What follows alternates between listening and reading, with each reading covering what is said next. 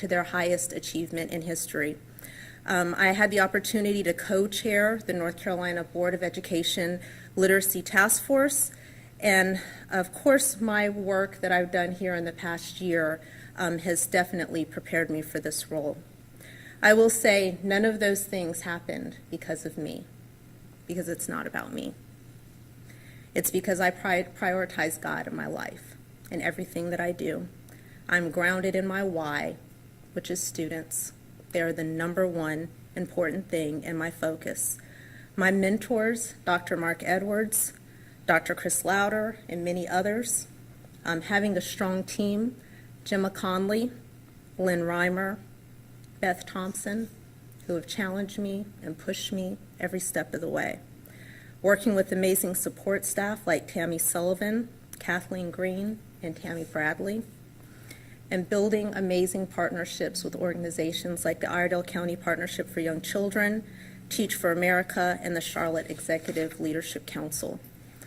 And of course, my supportive family, my husband for almost 21 years, my beautiful girls, Madison and Morgan, my mom, my daddy, who's not here today, my stepdad, my sister, Monique, her husband, Byron, Taylor, and Ashley are my heart, my soul, and my rock.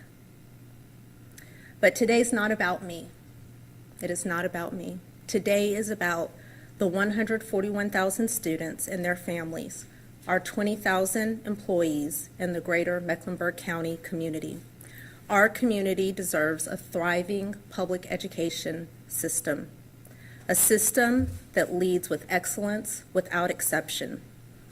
Excellence in academics, which of course is our core business, making sure that all of our students graduate employable, that they graduate enlisted, that they graduate enrolled or employed, and that they demonstrate excellent character and leadership, kindness, and grit. People excellence, because I believe things don't just happen, people make them happen. Organizational excellence, making sure that our processes are efficient and effective, and engagement excellence, making sure that we're building partnerships with families, understanding their desires, and making sure that we're working with nonprofit, government, and corporate. We've done a lot in the last 18 weeks in my role as interim superintendent, and we've been super focused on increasing outcomes for students and building relationships. But I'll say the most notable results have been building systems to support and monitor student achievement, increasing communication among district staff, our amazing partnership with the CELC, which is led by our executive in residence, Rocky McGregor and LaShawna Lowry, collecting interest from families to launch the Superintendent's Family and Parent Advisory Council, and receiving the county manager's recommendation to fully fund our $39 million operating budget expansion appropriation and our $2.5 billion capital improvement plan. Looking ahead, we will continue to focus on safety. Safety is our number one priority. Safety for our students, our staff, their family members, the community. They all deserve to be safe. Title IX, focusing on reporting. I want to remind everyone that if you have a Title IX complaint, to please go to our Title IX coordinator, go to our website, send that email, make a phone call. If you do not get an immediate response, contact my office and we will take care of it immediately. I will hold staff accountable who do not follow the required reporting procedures. Making sure that we have ongoing monthly training for all administrators, counselors, and training for our partners and staff. My priorities are aligned with the Board of Education priorities with our student outcomes focused goals and guardrails. That is reflective of what the community has said that they want. We are going to be beginning the process of developing a new strategic plan, which means we will be engaging the community once again to find out what you want long term. And this will be accomplished by elevating the voices of our students, our parents and families, teachers, staff, and the broader community. At this time, I'll turn it over to Shayla Kennedy. Thank you so much. So we will now begin asking questions. I acknowledge Nick Oshner Jensen, and Dan Gossett. Great, thank you. Dr. Hill, you said in January at your press conference, you echoed comments similar on Title IX to what you just said. You told me in January that students shouldn't have to turn to the news for Title IX issues. And yet, in the 5 months you were interim superintendent, 3 mothers have called me because your district didn't follow proper Title IX procedures. Why should parents, as you assume the permanent superintendent role, believe you now? And Mrs. Sneed, your vote today for Dr. Hill, what does that message send to parents who have reached out concerned about their children's safety since Dr. Hill was interim superintendent? So the first thing that I will say is, like I said in January, we've improved our processes, but our processes are not perfect, and it's never enough, which is why it continues to be number one and top of mind. I mentioned earlier in my comments that as we kick off next school year, making sure that we are working with Title IX at every single principals meeting, having the opportunity for our principals and administrators, assistant principals and deans to sit around the table to evaluate Title IX incidents that have happened in our district or across the country, have conversations about what we need to do to address them immediately. I did say and continue to say that we have made sure that we're training our staff. You heard me say earlier that I will hold staff accountable. When parents feel like they have to reach out to the media, what it signals to me is that we have a customer service issue. For whatever reason, they don't feel safe contacting us. Now, what I will say is the 3 that you've mentioned certainly doesn't account for all the issues in our district, right? We have 141,000 students and issues that happen every single day. And we address those issues, we address them timely. And as I said earlier, anyone who does not follow processes, I hold them accountable. Thank you for the question. So the vote today means that there is confidence that there will be a system of accountability that will continue and broaden, and that we have to get it right, and that we have to hold the superintendent to get it right as well. I'm confident that that will happen. It is unacceptable for parents or for parents to feel that their children are unsafe. It is problematic if families feel that they have to reach out to you instead of the district. We recognize that. Is it our responsibility to turn it around? Absolutely. Do I think that will change? Absolutely. And this superintendent, Dr. Hill, is charged with doing that. And so we have a responsibility to hold her accountable, just like she has a responsibility to hold staff accountable as well. Dr. Hill, you told the board back in November that you weren't going to take the job, you weren't going to apply for the job full time. And yet here you are, and you've applied for the job, and you are taking it full time. So just curious, what was the change where you decided that you were going to do it full time? I never told the board that. I never had a conversation with the board in November. So what about December? Because when they approached you about it, that was one of the things that was brought up when you said you weren't going to take the job full time, apply for the job. I never said that. Interesting. Okay. Well, and also, Summer, in terms of that, why was there 3 dissenting votes and you were one of them in charge of the search committee? Thanks for that question. So my role as search committee chair was really to develop a process at which we were going to ensure that we got a strong pool of applicants and that we would get down to a strong slate of candidates. And once we got to there, that was then turned over to the full board. So we received 6 in a slate. They were very strong. And then it was the full board to do interviews based on the leadership profile that was developed alongside the community and very heavily focused on student outcomes. So that's what the whole board did. We went through that entire process. We narrowed it down to 4 finalists who interviewed in person. And to be perfectly honest, they were all amazing, including Dr. Hill, who's sitting up here. So, the majority of the board thought that she was the best for the job. And then, others can have their opinion, but that's what happened. We're happy to have such a strong applicant pool, such amazing finalists, And ultimately, the school district is in a much better place by having that process and ending up where we are today. And I'll, if I can, just follow up with Brett. I'll just reiterate that I never said that. Now, what I have said before is I've never sought like a superintendent job. I've been tapped on the shoulder multiple times to do it. And I, have told my mentors, they said, why don't you do this? I'm like, why would anybody do that job? No way. I would never want to do that. It was not until I started in the role as interim that I started falling in love with this work and thinking, wow, I have the opportunity to make a difference in the 17th largest school district in the country.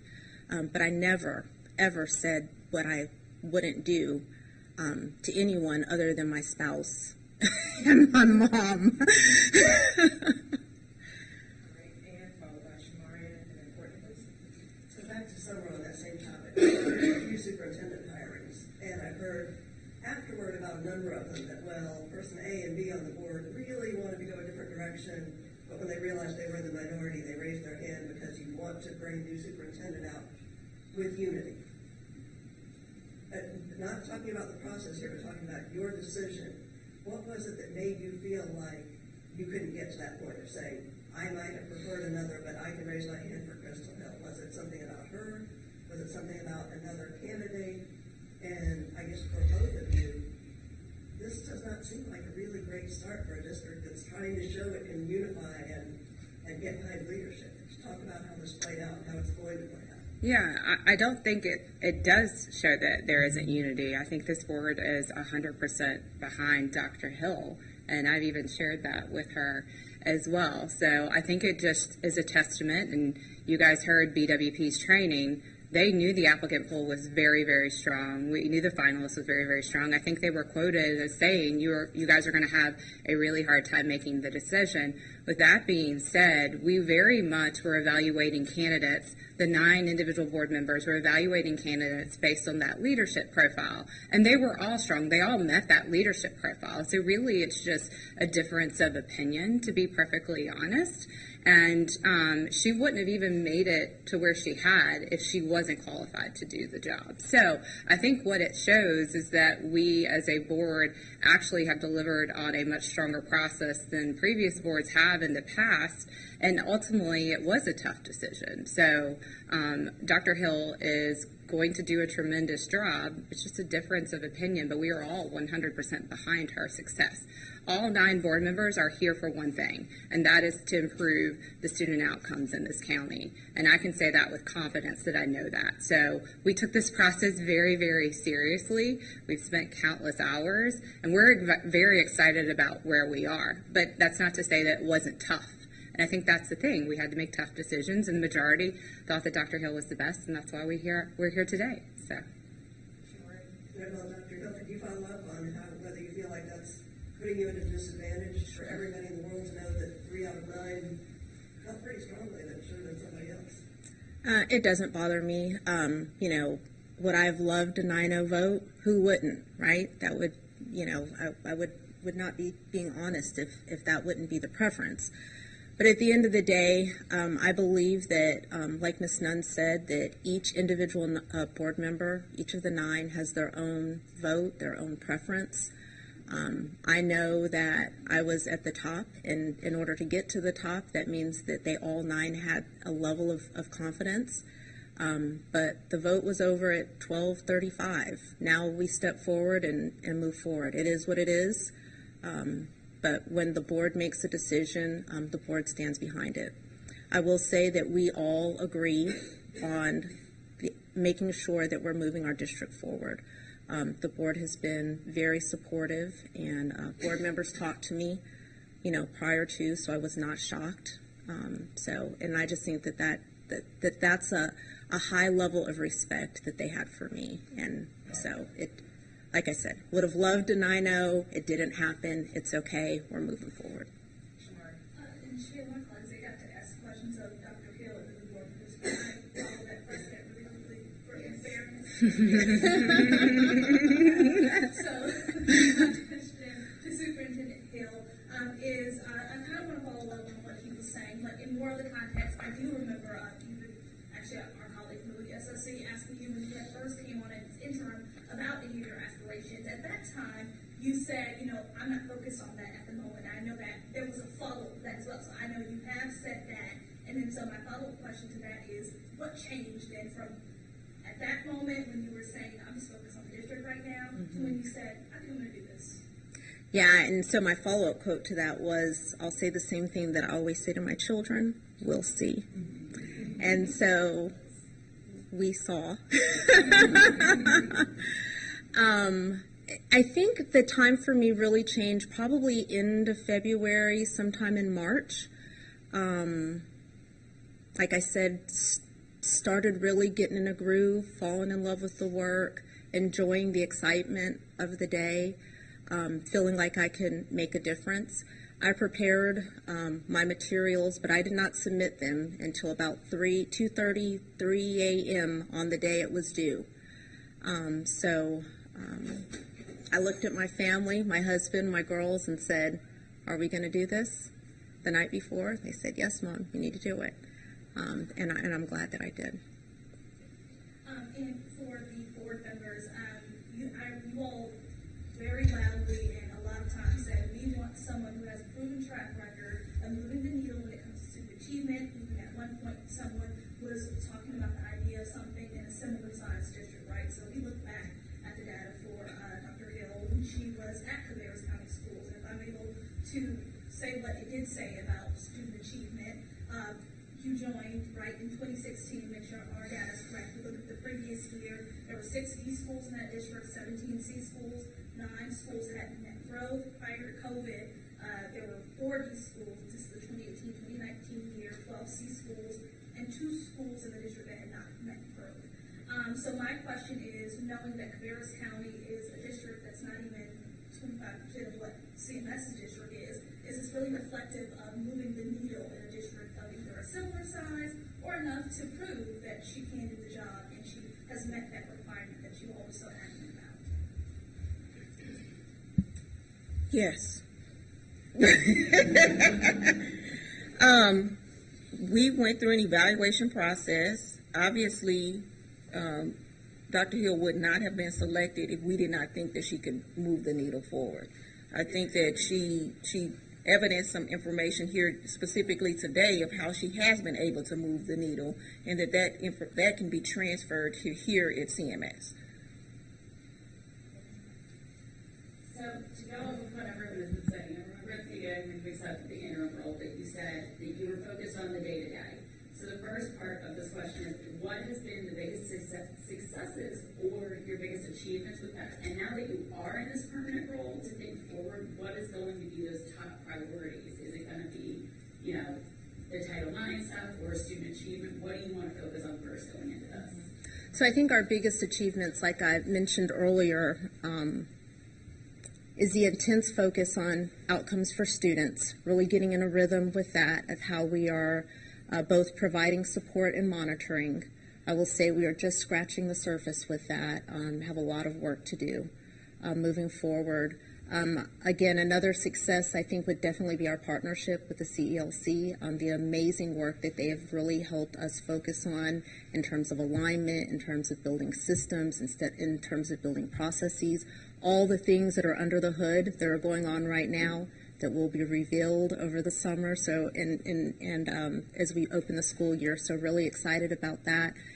And, I am just so excited about the opportunity to build relationships with different stakeholders, and then the evidence of those relationships and that transparency and that teamwork that was evidenced yesterday in County Manager Dina Diorio's fully funded. I mean, that is huge. It's huge for our district. It's huge for our students. And I think it's a vote of confidence, not necessarily in me, but in our entire team and what we've committed to and that we're going to move forward.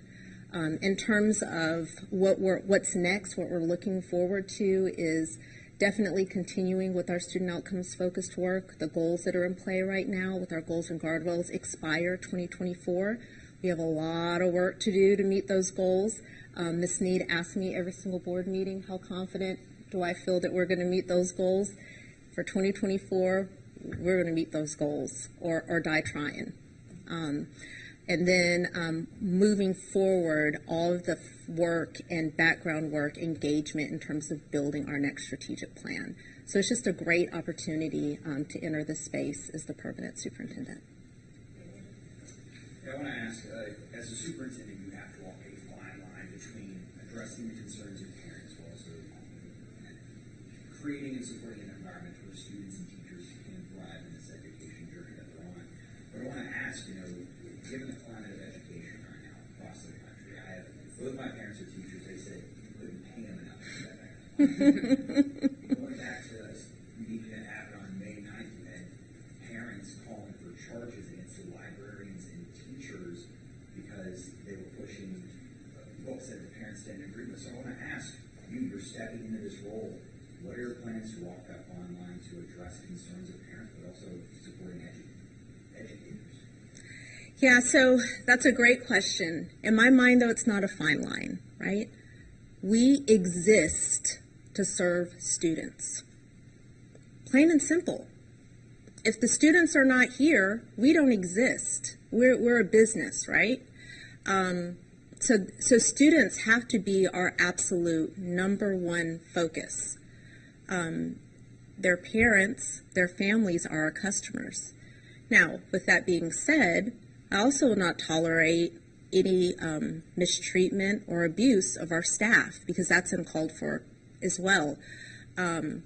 Rocky works for Novant. I went to the doctor's office one day and saw this huge sign that said, "We will not tolerate bullying," and I was like, wow, we've come to a place in our country at the doctor's office, there's a big sign that says, you're not going to mistreat our employees.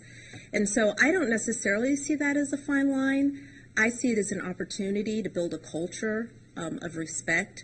I think it's extremely difficult in the time that we're in because people are just rude, they're obnoxious, they don't know how to appropriately communicate their concerns.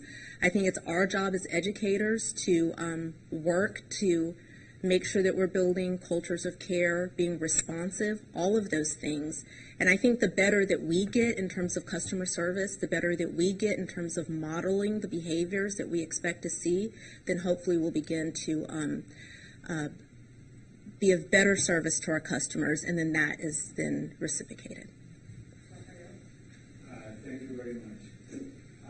I have a question. How do you approach the Hispanic population in the district?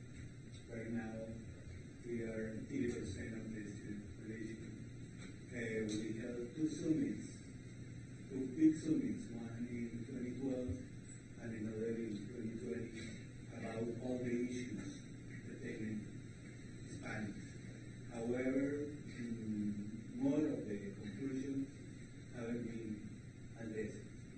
So my expectation is very big that finally somebody pay attention to the Hispanics. It's a great question. I will say that our board has already called that out in our first goal that is focused on third grade reading for Black and Hispanic students. So definitely a priority of our board, and is a priority for me as well. We have an extremely diverse community here in Charlotte, and it's the expectation that, again, we know and understand the needs of our community. One thing that I think is extremely important is that we don't ever pigeonhole people because of their race or ethnicity in a certain box and make assumptions about what people need without first going to them and asking them what they need. So what...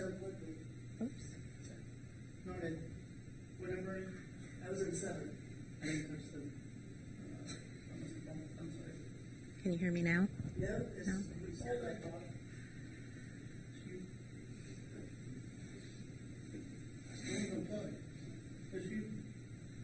Yeah, maybe. You're in 4. Okay, push a little harder. There we go. Test? Yep. Got it. Sorry. Lost my train of thought. I'm so sorry. You were talking That's about okay. getting pigeonholed. Oh. Again, just want to make sure that we are not pigeonholing and making assumptions about what we think different communities need. It's important to engage the community and ask you all, ask every community what you need, what it is that you expect, and what we can do to support our students better. So absolutely committed. The question is, are the two documents with particular conclusions that we already have the meetings and the district may know the documents. If you don't know the Latin American meeting that is very close to the board may send you all the conclusions because most of the conclusions haven't been addressed. Okay. Thank you. I think I saw Brett and Shamaria, then Nick. Jill, I remember back in September when we had Hugh Hattabaugh in the press conference, and the question I asked him was, is your primary role just to keep CMS out of the ditches until the new superintendent is taken forward? And you came in and you did very little changes, and you came in, I think within your first week, started making changes at some of the highest levels. And you were just interim at that particular point. What gave you the confidence to do that as an interim, to start making changes? Because you made some big changes at the higher levels, a lot of them, in terms of staff. And what kind of changes can we expect going forward at the higher levels of the staff? Mm-hmm.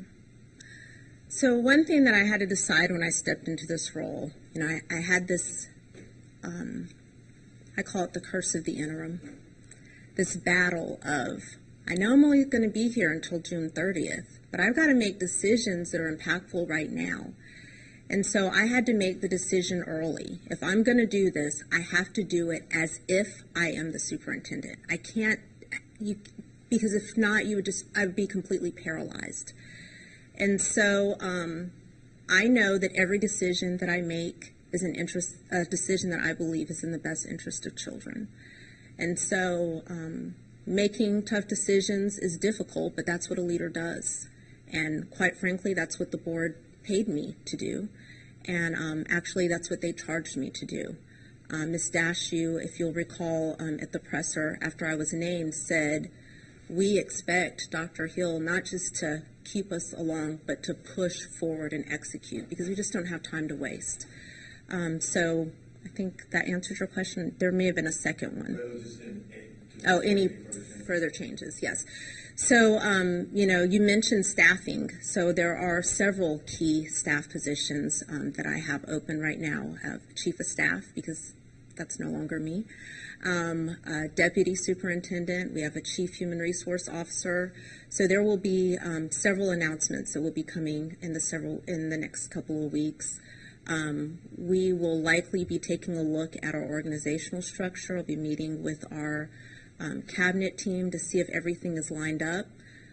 That's part of the work that the CELC has done with us in terms of making sure that everything is organized and it flows correctly as part of efficient and effective operations. So yes, there will be organizational changes that will be coming, but we'll be working very closely with our cabinet team before rolling any of those decisions out.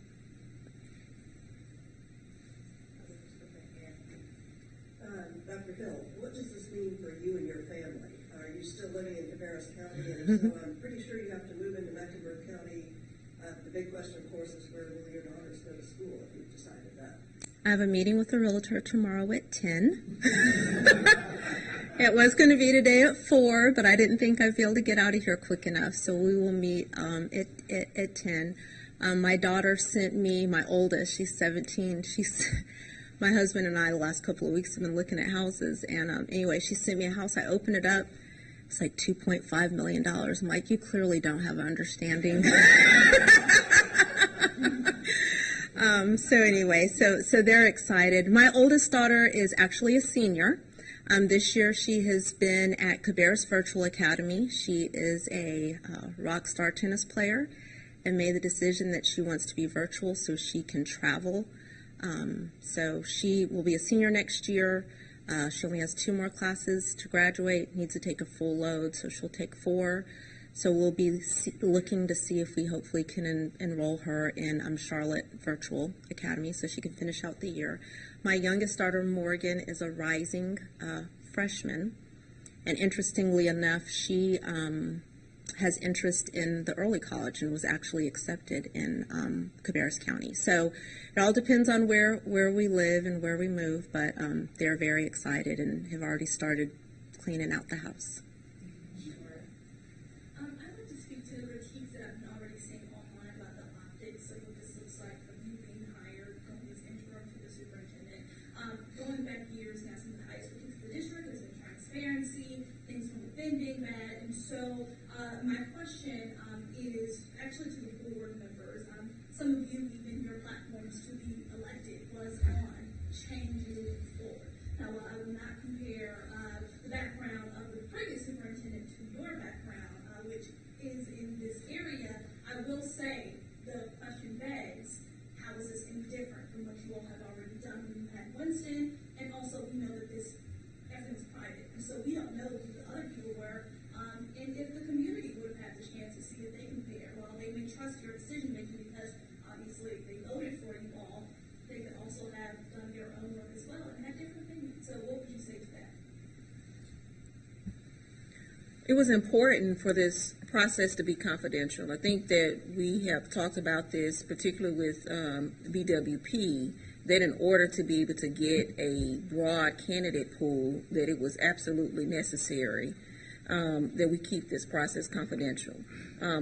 They would have to have chosen to make it an open process in order for us to reveal any of the candidates' names or who's participating in that process. But otherwise than that, it's protected by North Carolina general statute.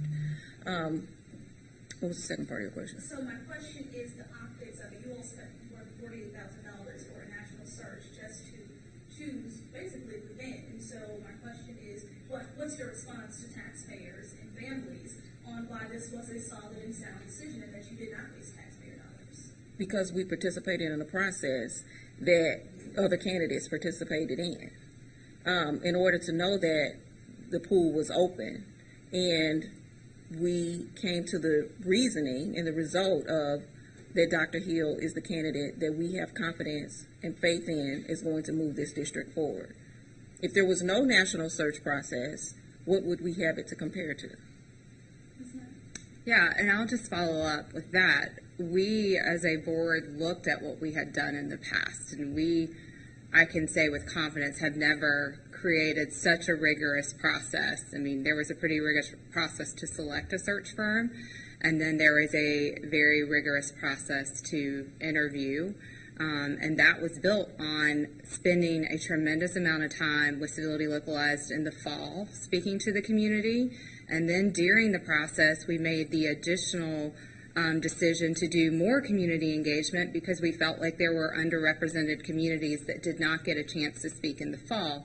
And the entire leadership profile that we used as the board to evaluate the candidates was built on what the community said and that student-focused outcomes governance, which, by the way, had not been the center of all the previous searches.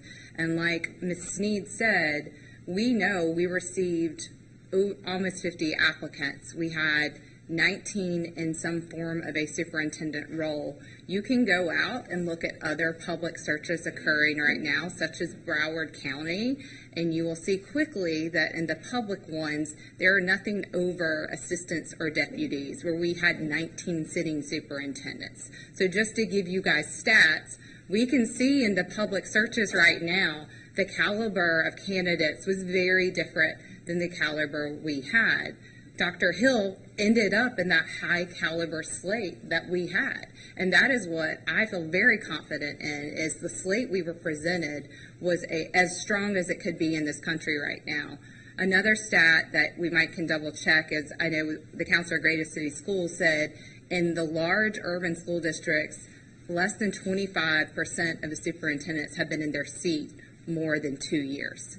So we in this country right now are faced with a leadership problem when it comes to our superintendents. So that's why doing this confidential search. So we got the best talent applying in this country, and they thanked us that it was confidential too, because some of them even said they would not apply if it had been public. So just want to reiterate, the reason we feel very confident about this decision is we feel very confident in the process that we took between January and now.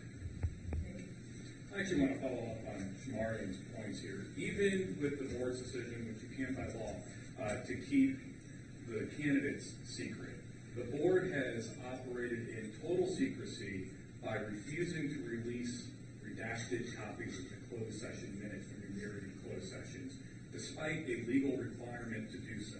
The general counsel for CMS, who reports directly to you two as board members, has acknowledged they have to produce those minutes, but has not. So why is CMS continuing to violate the open meetings law, weeks after a judge ruled that the previous board violated the open meetings law, and won't release those closed session minutes? I cannot necessarily comment on that. I think that that is something we'll have to look into. Whatever obligations we are committed that we have to comply with under law will be complied with. Does it concern you that your general counsel, who reports to you guys, not to the superintendent, has acknowledged a requirement to produce these minutes, has refused to produce these minutes, and has refused for 2 weeks to respond about the delay? Excuse me. A question, clarify this statement, Ms. Rausch. Our general counsel has not refused to provide anything. Well, we don't have them, so that's She is redacting information and going to provide them in a reasonable amount of time, which is the statute. We're past this problem as possible, which is Your the potato, statute. potato, I hear your point. It's not. We have produced everything. I also disagree with your analysis of the judge's ruling, because if you ruled as you would have gotten fees. You didn't. So, I respectfully disagree with the question. I'd ask you to move on to something else. Well, Mr. Jeter and Ms. Kennedy, I apologize, but my questions are for the board members. Mr. Jeter interrupted their ability to answer my questions. Why is the board not producing the closed session minutes like they're required to? One opportunity to respond and then. That's fine. Yeah. I don't have the information I don't have any indication at this time, as I sit here presently, that there has been a refusal to provide minutes to you. Yeah, I had a question because rezoning is now, it's a huge issue, and here we are 2 weeks out from whenever there's going to be a big vote on this, and you already have parents who have seen the final draft, have been incredibly concerned. Now that you're a superintendent, what is your message to them, especially those parents that are setting up petitions to try and delay the vote because they want to have their voices heard even outside of just a next public hearing next Tuesday? What is your message to them? My message would be that any time that parents are upset that their children are going to be moved to a different school, that signals to me a great sign of support for their school and support for their school community. So that would be thing one. The other thing that I would say about that is we have engaged in community engagement since last fall. Have gone through different iterations. At some point, there has to be a recommendation made by the superintendent. We've arrived at that this point. I was intent and strategic in making sure that we released that recommendation this past Monday, which typically doesn't happen, to give families over a week to have the opportunity to view the final recommendation, to be able to participate in the public hearing that will be next Tuesday night. And the board, myself, we will all continue to collect feedback, and then at that point the board will make a decision on if they will keep that recommendation or if they will make adjustments to it. What I will say in terms of a delay, another thing that we've done to be really intentional is make sure that we have built in opportunities for legacy enrollment.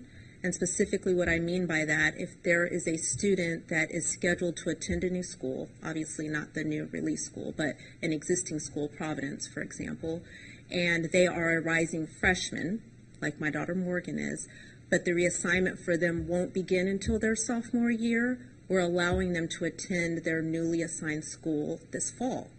And so I would advocate for a vote on the 6th because parents know that they've already gone through the registration process for their child. So if they're going to be assigned to a new school, we want to make sure there's enough runway for them to get enrolled, transferred, get the courses that they need, get involved in any summer workouts if they're going to be playing athletics, extracurriculars, all of those things. So I believe that we have run a clear process. I feel like we've provided a long runway. I completely understand parents not wanting to change where their children are going. We are still listening and still collecting that feedback. All right, so we have about 10 minutes remaining. Just a quick check before I go to the last rounds of questions. I know, Shinari, you're good. Great, we have one more, and you're done. Nick, you good? Daniel? Lindsay, you didn't ask. Okay, so Brett, if you don't mind, can I have Lindsay? Are there any other media outlets and questions? All right, so our final questions will come from Lindsay, and then Brett, and then we'll close it out from there. Hi, so I've seen some reports about what your salary may be, but I haven't seen anything official, so I apologize if I just overlooked that. But could you confirm what your salary will be for next year? My contract was released, and so all the compensation is in board docs. We'll send it to you. Brett? The CEO said a lot of the community leaders were in favor of you getting this. Even you as the county manager was in favor of you getting this job. A lot of the leaders inside Charlotte, government officials as well, Charlotte were in favor of you getting this job. What do you think that was? Why? Why do you think the county manager was in favor of you getting it? Leaders in CELC were in favor of you getting this job. Other leaders in Charlotte were in favor of you getting this job after 5 months. What do you think that was? Well, I'll speak. I'll just speak in generalities. Relationships. As the leader of the district, you have to be willing to sit down and talk to people and listen to what they have to say and allow them to lean in. Specifically with the county manager, we work closely together in my role as chief of staff because my job was to support interim superintendent Hugh Hattabaugh as we were preparing for a joint meeting that happened in December. So I don't know if you recall, but we had a joint meeting that happened in December. I believe I was named the next day. So anyway, during that time, we worked very closely in planning that joint meeting.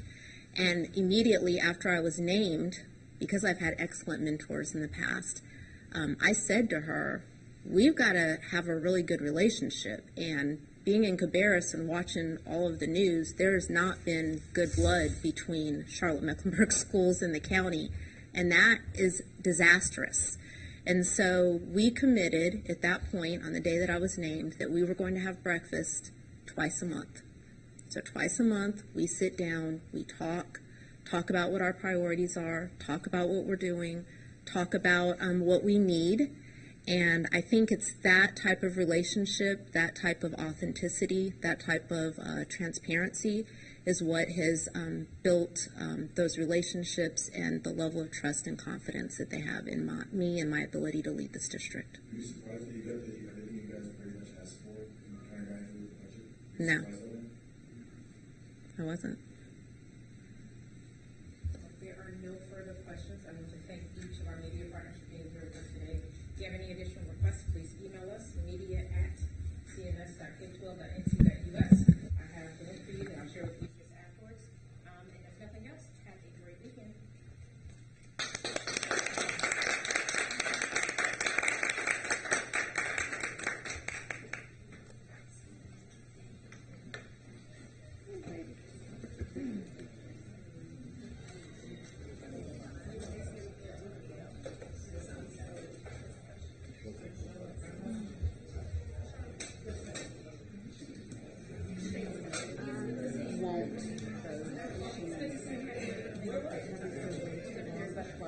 They just go with everything, right?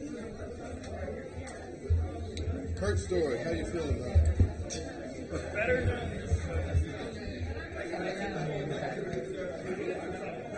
Ooh, on Friday night? Man. That's torture on a Friday. I said, hey, 4:30, I need to be out of this building, so how you doing? All right. How's it going? It's good. 91 still cutting grass. He's something else, man. Yeah.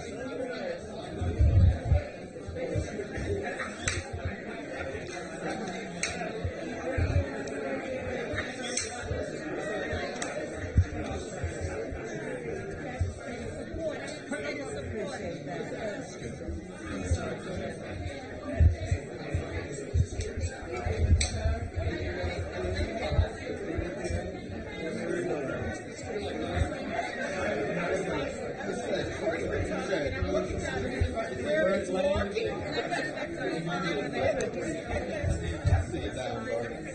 We're just live at 5 now.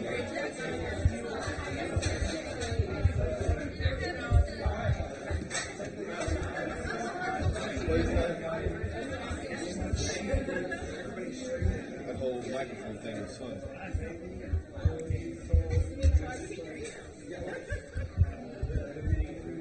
Corey, you unplugged my mic? I've never seen that happen.